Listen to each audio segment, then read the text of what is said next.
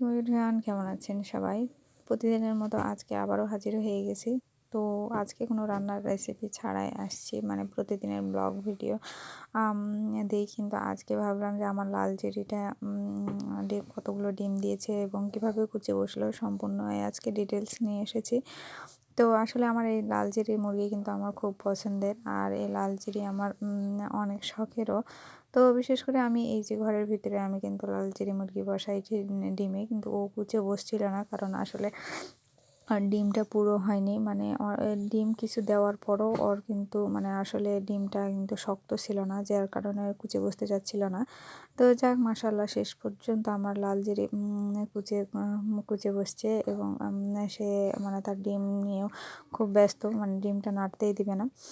তো এর মধ্যে আমি ভাবলাম যে যেহেতু আমি 9টা ডিম দিয়েছি, আমি 9টার মধ্যে দেখছি একটা বেশি ডিম আছে, তার মানে বুঝলাম যে 9টার মধ্যে আলাদা একটা ডিম আছে। সেটা তো আপনারা দেখেই বুঝতে পারছেন যে আসলে কোন ডিমটা ওর নয়। এই কটা ডিম কিন্তু ওর আসলে একটা নতুন ডিম ওখানে লাল মুরগিতে কালো মুরগিতে পারছে। তো ওর ডিমের সাইজগুলোও কিন্তু আলাদা, আর যেটা কালো মুরগি সেটার ডিম আলাদা। তো প্রায় 10টা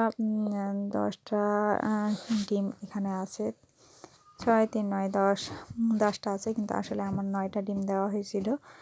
তো যাক, ওখান থেকে আমি একটা ডিম বের করে নিব। বিশেষ করে যেহেতু আমি 9টা ডিম দিয়েছিলাম, 9টা দিয়েই বসাবো। আর যেটা আমার কালো মুরগির ডিম, সেটা কিন্তু আমি বের করে নিব, যেহেতু আমি কালো মুরগিকে আবার ডিম দিয়ে বসাবো, তার জন্য তো ডিম তার শর্ট পড়ে যাবে।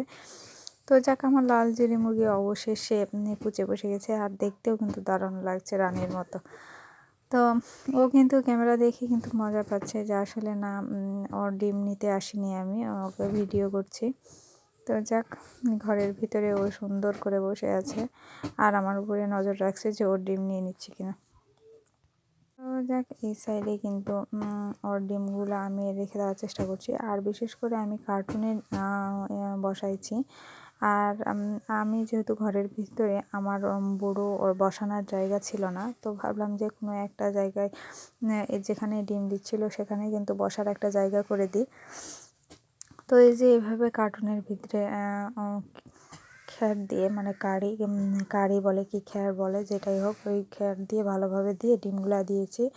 তো যাক, অবশেষে কার্টুনে কিন্তু তার জায়গা পছন্দ হয়েছে। খুব একটা পছন্দ ছিল না, তারপরেও সে পছন্দ করে যে বসেছে, এটাই কিন্তু অনেক। তো যাক, গরমের সময় কিন্তু এই জায়গাটা কিন্তু একটু গরম হয়। তো যাক, গরম আস্তে আস্তেই কিন্তু আমার বাচ্চাগুলো উঠে যাবে। তো কতগুলো বাচ্চা উঠবে অবশ্যই আপনাদের দেখাবো।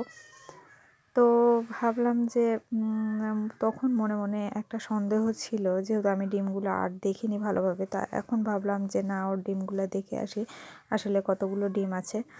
তো এই ডিমের মধ্যে তো দেখতেই পাচ্ছেন যে আমার ডিমটা কোনটা আলাদা। তো আমি বের করে নিলাম, ও বুঝতেই পারিনি। তারপর আমার হাতে মানে ঠোক দিতে আসছিল যে ওর ডিম নিয়ে নিয়েছি। তো যাক, রেখে দিব। আর যেটা অন্য ডিম সেটা কিন্তু আমি বের করে নিব। এই যে আসলে এই মুরগিটার আমার ডিম ওটা, যার কারণে ওকে দিয়েই আমি বসাবো ইনশাল্লাহ এক সময়। তো কতগুলো ডিম দিয়ে বসালাম আমি আমার এই মুরগিটাকে, 9টা ডিম দিয়ে বসালাম, আর প্রায় আমার এই মুরগিটাকে ডিম দিয়ে বসাবো। আসলে মেন কথা হলো, ও কালো মুরগিটার কিন্তু বাচ্চা এখনও ছাড়েনি, তারপরও কিন্তু ও ডিম দিচ্ছে, ও ডিম নিয়ে বসে থেকে ডিম দেয়। আর এই যে আমার ঘরের ভিতরে পড়ে আছে ডিমের খোসাটা, মানে পুরো ডিম যেহেতু না, সেহেতু আসলে মুরগিটা আমার সুস্থ হয়েছে। তো যাক, এর মধ্যেই দেখতে পাচ্ছেন যে আমি ঘরে ডিম নিয়ে এসেছি, আসলে কালো মুরগিটার ডিম। দেখলেই আপনারা বুঝতে পারবেন যে আসলে এই যে কালো মুরগিটার ডিম সব একই রকম, একই সাইজ দেখতে।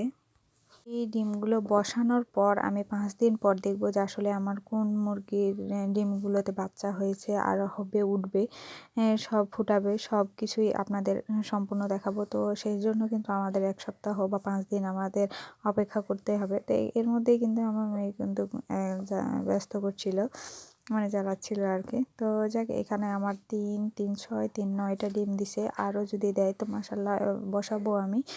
আর সেইগুলোও কিন্তু আমি 8 দিন পর দেখব। তো সবাই ভালো থাকবেন, আমার জন্য দোয়া রাখবেন। আল্লাহ হাফেজ।